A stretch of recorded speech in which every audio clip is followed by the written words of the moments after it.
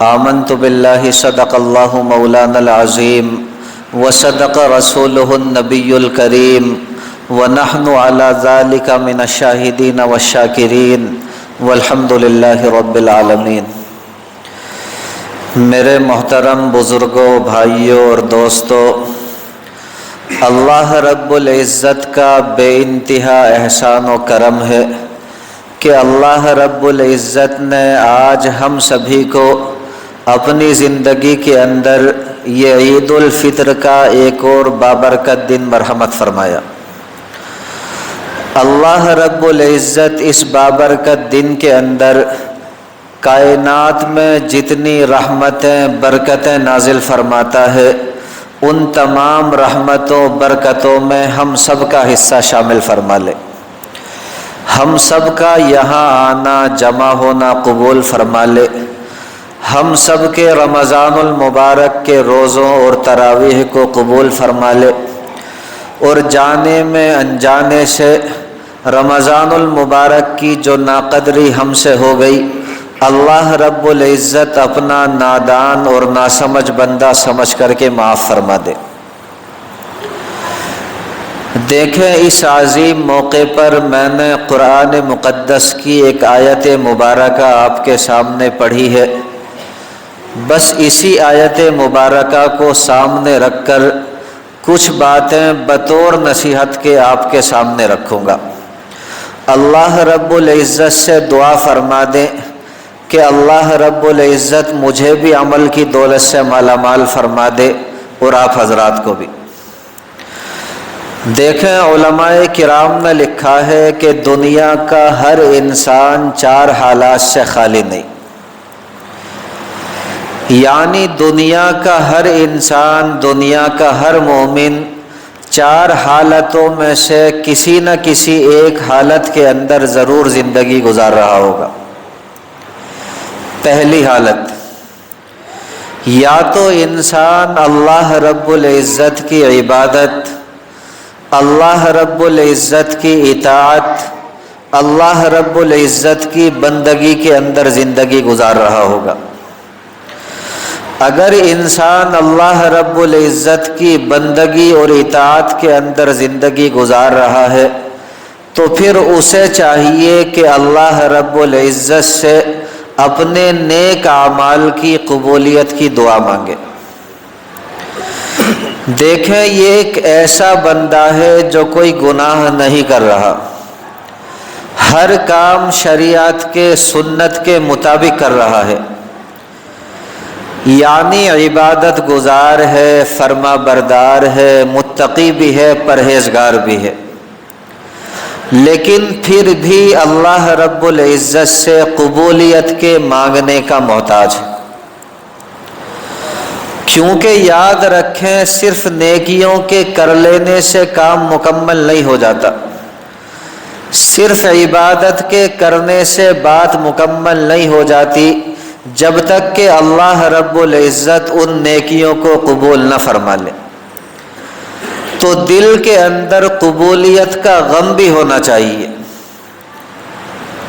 ہم نے رمضان المبارک کے اندر روزے رکھے ہیں، تراویح پڑھی ہیں، اور بھی جو نیک اعمال ہم سے ہو سکے وہ ہم نے کیے ہیں۔ اب ہمیں چاہیے کہ اللہ رب العزت سے ان اعمال کی قبولیت کی دعا بھی مانگے۔ ایک جملہ میرے پیارے بھائیوں ہمیشہ یاد رکھیں کہ قابلیت ایک الگ چیز ہے اور قبولیت ایک الگ چیز ہے، اور اللہ رب العزت کے یہاں بندے کی قابلیت نہیں دیکھی جاتی، بلکہ اللہ رب العزت کے یہاں بندے کی قبولیت دیکھی جاتی ہے۔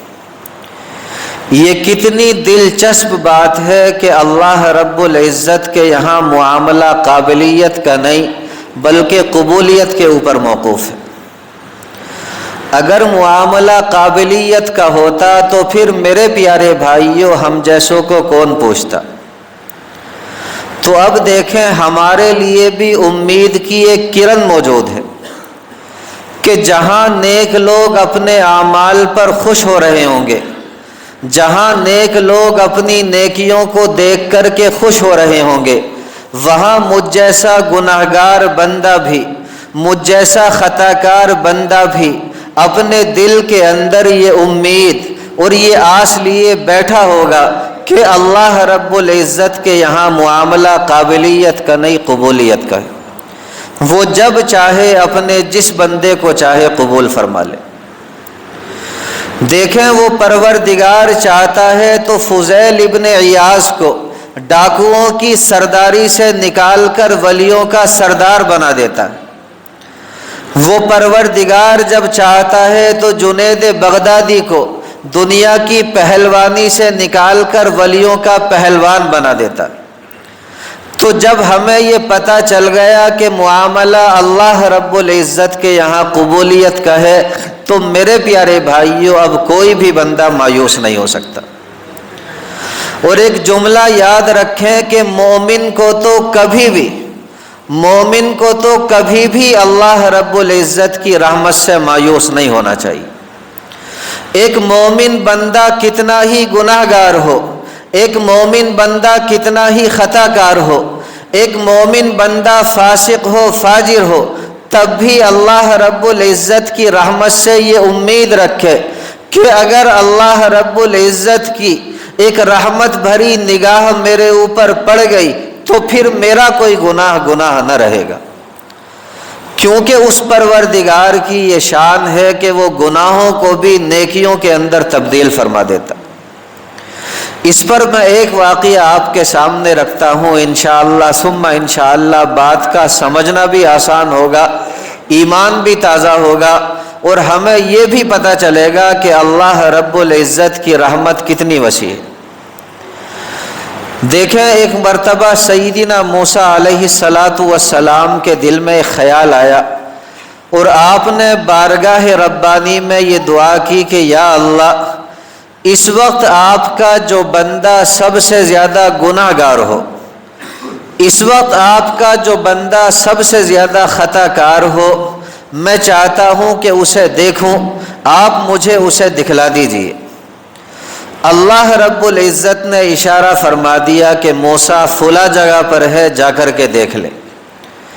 جب موسیٰ علیہ السلام نے اس بندے کو جا کر دیکھا تو دیکھا کہ یہ ایک ایسا نوجوان تھا جو ہر وقت نوجوانی کی مستیوں کے اندر ڈوبا رہتا اور اسے گناہوں اور برائیوں کے سوا کوئی دوسرا کام نہ آتا تھا۔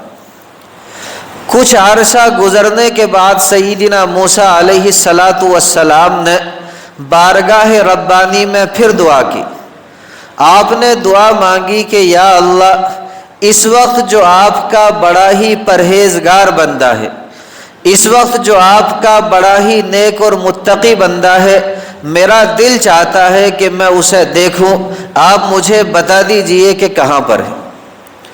اللہ رب العزت نے اشارہ فرما دیا کہ فلاں جگہ پر ہے، جا کر کے دیکھ لے۔ دیکھیں جب سیدنا موسیٰ علیہ السلام نے جا کر دیکھا تو آپ نے دیکھا کہ یہ تو وہی بندہ ہے جس کو میں پہلے ایک گناہگار کی شکل میں دیکھ کر کے آیا تھا۔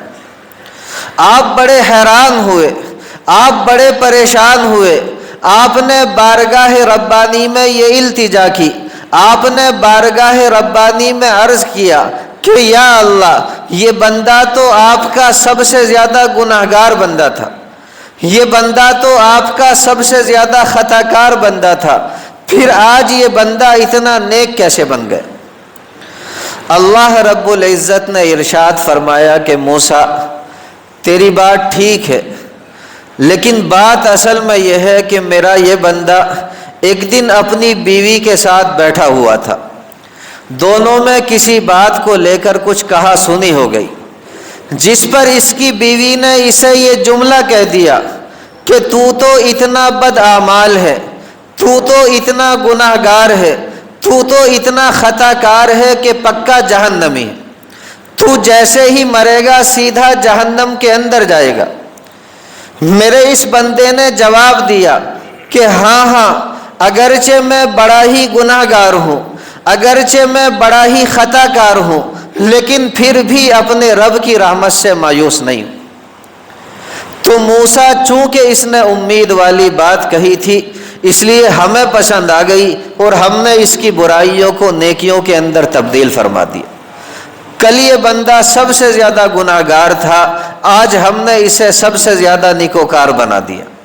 تو میرے پیارے بھائیوں، اس واقعے سے یہ بات ثابت ہو جاتی ہے کہ کوئی بھی نیک بندہ اپنی نیک اعمالیوں کے اوپر تکبر نہ کرے، اور کوئی بھی گناہگار بندہ اپنے گناہوں کو دیکھ کر مایوس نہ ہو، بلکہ دل میں یہ خیال رکھے کہ اللہ رب العزت کی رحمت سے بڑی کوئی چیز نہیں ہوتی۔ اللہ رب العزت ہر مومن کو سمجھ کی عمل کی دولت سے مالا مال فرما دے۔ دیکھیں دوسری حالت، یا پھر اللہ رب العزت کا بندہ جو ہے وہ گناہوں بھری زندگی گزار رہا ہوگا۔ اگر بندہ گناہوں بھری زندگی گزار رہا ہے تو پھر اسے چاہیے کہ اللہ رب العزت سے توبہ کی توفیق مانگے۔ ایک جملہ میرے عزیز بھائیوں ہمیشہ یاد رکھیں کہ ہم چاہے کتنے ہی بڑے گناہگار کیوں نہ ہوں، ہم چاہے کتنے ہی بڑے خطا کار کیوں نہ ہوں، ہمارے گناہوں کی پھر بھی ایک حد ہے، ہمارے گناہوں کی پھر بھی ایک سیما ہے، اور اللہ رب العزت کی رحمت کی کوئی حد و انتہا نہیں۔ اللہ رب العزت نے قرآن مقدس کے اندر ارشاد فرمایا، ان رحمتی وسعت کل شیء، کہ میری رحمت ہر چیز سے زیادہ وسیع ہے۔ آسان لفظوں میں اس کا ترجمہ یہ کر سکتے ہیں کہ اللہ رب العزت کی رحمت ہر چیز کے اوپر غالب ہے۔ اس کی بھی ایک آسان مثال میں آپ کے سامنے رکھتا ہوں، اللہ رب العزت سمجھ کی عمل کی دولت سے مالا مال فرما دے۔ دیکھیں فقی ابو اللیث سمرقندی علیہ الرحمٰن نے اپنی کتاب تنبیہ الغافلین کے اندر یہ حدیث مبارکہ نقل کی۔ آپ فرماتے ہیں کہ سیدنا موسیٰ علیہ السلام کے دور میں ایک بندہ بہت ہی زیادہ گناہگار تھا، اور ایک بندہ بہت ہی زیادہ متقی پرہیزگار عبادت گزار تھا۔ جب اس نیک بندے کو یہ پتہ چلا کہ یہ بندہ بڑا ہی گناہگار ہے، بڑا ہی بدکار ہے، تو اس نیک بندے کے دل کے اندر اس کی جانب سے نفرت بیٹھ گئی۔ موسیٰ علیہ السلام کی ملاقات جب اس گناہگار بندے سے ہوئی تو آپ نے بڑے پیار سے پوچھا کہ بھئی تو چاہتا کیا ہے؟ وہ گناہگار بندہ کہنے لگا کہ یا نبی اللہ، میں بس اتنا چاہتا ہوں، میری دلی خواہش یہ ہے کہ یہ جو اللہ رب العزت کا نیک بندہ ہے، اسی جیسے نیک بندوں کے ساتھ اللہ رب العزت آخرت میں میرا حشر فرما دے۔ آپ نے جو نیک بندہ تھا اس سے پوچھا کہ بھئی تیری تمنا کیا ہے؟ اس نیک بندے نے کہا کہ اللہ کے نبی آپ بس اتنی دعا فرما دیں کہ کل آخرت میں اللہ رب العزت مجھے اس گناہگار کے ساتھ اکٹھا نہ کرے۔ چونکہ نیک کے دل کے اندر یہ بات تھی کہ یہ بندہ گناہگار ہے، اسی وجہ سے اس نے سوچا کہ اپنے اعمال کی وجہ سے جہنم کا مستحق بنے گا، اور میں جہنم کے اندر اس کے ساتھ جمع ہونا نہیں چاہتا، اس لیے اس نے نبی سے دعا کرا دی کہ آپ یہ دعا کر دیں کہ آخرت میں یہ میرا ساتھی نہ بنے۔ اللہ رب العزت نے دعا قبول فرما لی۔ دیکھیں اللہ جل جلالہ نے اپنے پیارے نبی سیدنا موسیٰ علیہ السلام کی جانب وحی بھیجی۔ اللہ رب العزت نے ارشاد فرمایا کہ اے موسیٰ، آپ اس گناہگار کو جنت کی خوشخبری سنا دیں اور اس نیک پرہیزگار کو جہنم کی خبر دے دیں۔ جو گناہگار تھا اس کو جنت کی خوشخبری اس وجہ سے کہ اس نے یہ خواہش ظاہر کی تھی کہ یا اللہ آپ آخرت میں میرا حشر اپنے نیک بندوں کے ساتھ فرما دینا۔ اس وجہ سے وہ اپنی دلی خواہش کی وجہ سے جنت کا مستحق بن گیا، اور نیک بندے نے چونکہ یہ تمنا ظاہر کی تھی کہ میں آخرت میں اس کا ساتھی بننا نہیں چاہتا، اب چونکہ یہ جنت کا مستحق بنے گا اس لیے ہم نے اسے الگ کر دیا اور بجائے جنت کے جہنم کا مستحق بنا دیا۔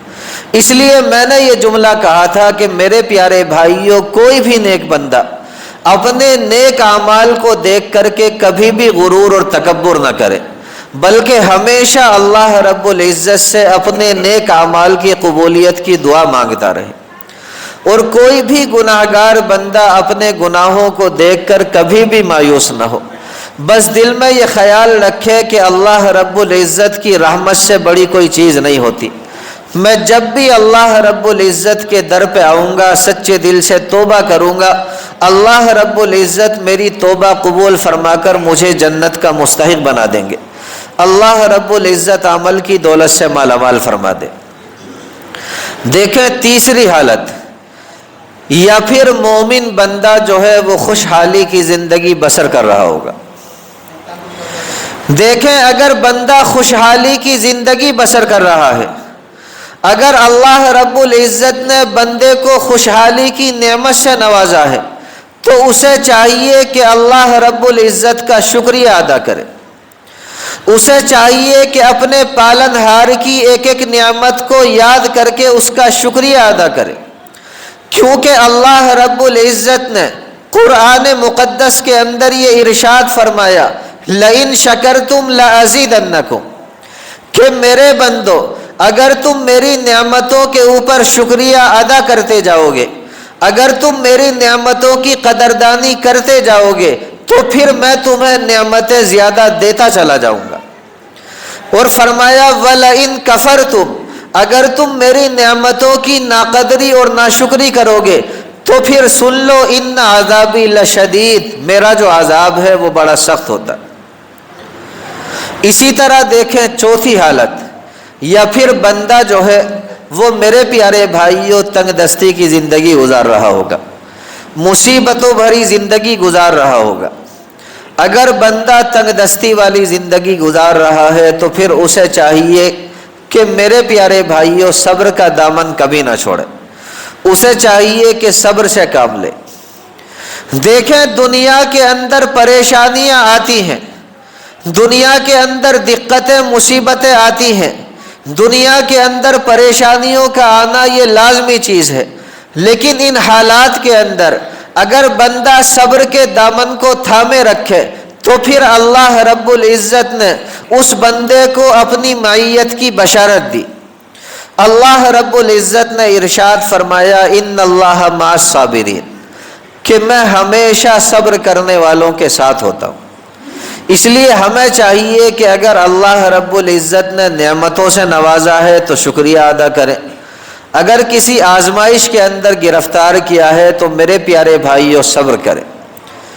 ہم شکر کریں گے تب بھی اللہ رب العزت جنت کا مستحق بنائیں گے، اور ہم صبر کریں گے تب بھی اللہ رب العزت جنت کا مستحق بنائیں گے۔ اللہ رب العزت صحیح سمجھ کی عمل کی دولت سے مالا مال فرما دے۔ اسی طرح دیکھیں یاد رکھیں کل آخرت کے اندر اللہ رب العزت ہر بندے سے اس کی زندگی کے بارے میں سوال کریں گے کہ بھائی تم نے زندگی کیسے گزاری، اور ہر بندے سے اس کے معیار کے مطابق اس کی زندگی کا جو معیار ہوگا اسی کے مطابق سوال کریں گے۔ مثال کے طور پر دیکھیں ایک بندہ اللہ رب العزت کے دربار میں کھڑا ہوگا، اور وہ بندہ کھڑا ہو کر کے عرض کرے گا کہ یا اللہ میں بڑا ہی مصروف آدمی تھا، یا اللہ میں بڑا ہی بزی آدمی تھا، یا اللہ میں وقت کا حاکم تھا، میرے اوپر کاموں کی ذمہ داریاں بہت تھی، میرے اوپر بہت ہی کاموں کا بوجھ تھا، مجھے آپ کی عبادت کا موقع اور وقت نہیں ملتا تھا، اس لیے میں آپ کی عبادت کیسے کرتا۔ جس طرح آج ہم اپنے کسی بھائی کو سمجھاتے ہیں کہ بھائی تھوڑی دیر کے لیے مسجد میں آ جایا کریں، اللہ رب العزت کو یاد کر لیا کریں، اپنے کچھ وقت کو اللہ رب العزت کی یاد میں بھی لگایا کریں، تو وہ بندہ اس کے جواب میں کہا کرتا ہے کہ جی مولانا مصروف بہت ہوں، سچ میں مجھے ٹائم نہیں ملتا، اگر ٹائم ملتا تو مسجد کے اندر ضرور آیا کرتا۔ اسی طرح وہ بندہ اللہ رب العزت کے دربار میں عرض کرے گا۔ لیکن دیکھیں اللہ رب العزت اس بندے کے سامنے حضرت سلیمان علیہ السلام کو کھڑا کر دیں گے اور کہیں گے کہ دیکھ یہ بھی میرے ہی بندے ہیں، ان کو میں نے بادشاہی کی دولت سے نوازا، ان کو میں نے ایسی سلطنت سے نوازا کہ ان کی بادشاہت ہر چیز کے اوپر تھی، ان کی بادشاہت جنات کے اوپر بھی تھی، ان کی بادشاہت انسانوں کے اوپر بھی تھی، ان کی بادشاہت چرندوں پرندوں درندوں کے اوپر بھی تھی، یہاں تک کہ سمندر کے اندر جو مخلوقات ہیں ان کے اوپر بھی ان کی بادشاہت چلتی تھی۔ لیکن پھر بھی انہوں نے ایک لمحہ بھی ہماری نافرمانی کے بغیر نہیں گزارا، ایک لمحہ بھی یہ ہماری یاد سے غافل نہیں رہے۔ جب یہ ایسی زندگی گزار سکتے تھے تو پھر تو کیوں نہیں؟ تو یاد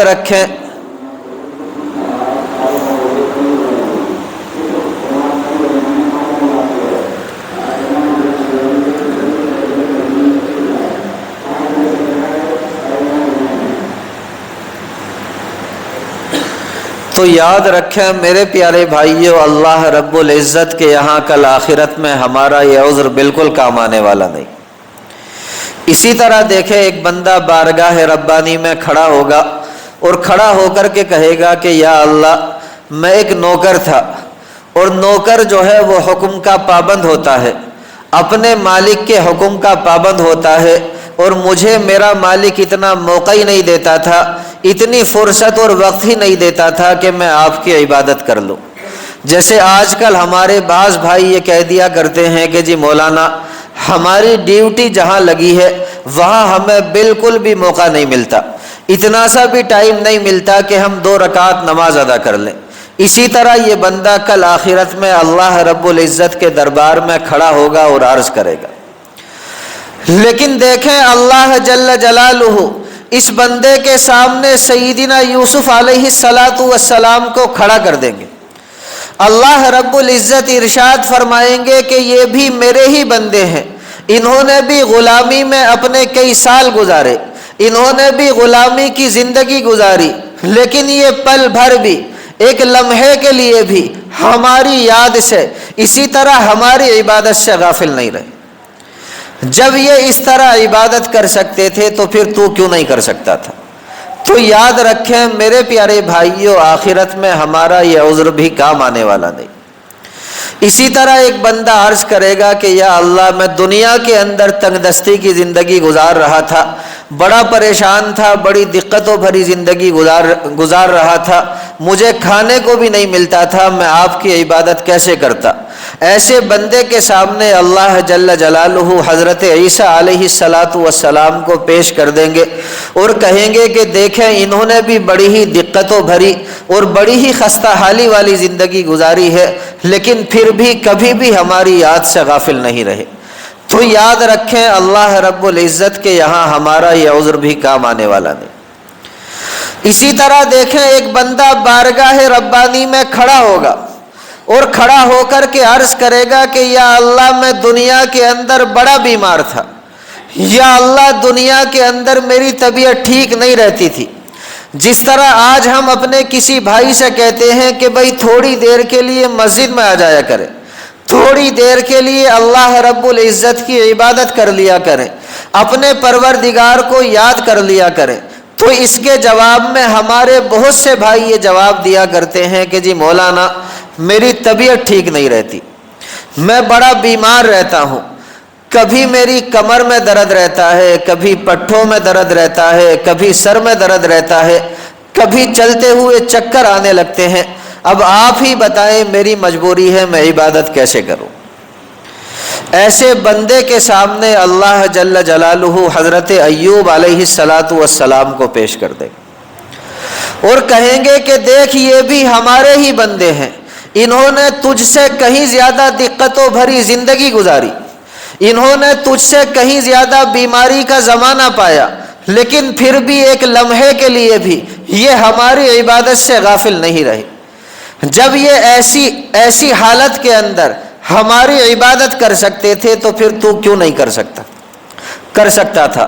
تو یاد رکھیں میرے پیارے بھائیوں، ہمارے یہ اعذار جو ہیں وہ اللہ رب العزت کے یہاں کچھ بھی کام آنے والے نہیں۔ اس لیے ہمیں چاہیے کہ آخرت کے لیے میرے پیارے بھائیوں تیاری کریں اور وہ اعمال کریں جو کل آخرت میں ہمارے سامنے کام آئیں گے۔ میں نے ایک بزرگ کا واقعہ پڑھا کہ ان کے سامنے ایک صاحب نے ایک مرتبہ یہ بات کہی کہ حضرت اللہ رب العزت کا ایک بندہ مرتے مرتے بچا ہے۔ آپ نے اس کی یہ بات سن کر کے فوراً جواب دیا کہ ہاں ہاں وہ بچتے بچتے ہی مرے گا۔ اس نے پھر کہا کہ حضرت مرتے مرتے بچا ہے۔ آپ نے پھر فرمایا کہ بھائی بچتے بچتے ہی مرے گا۔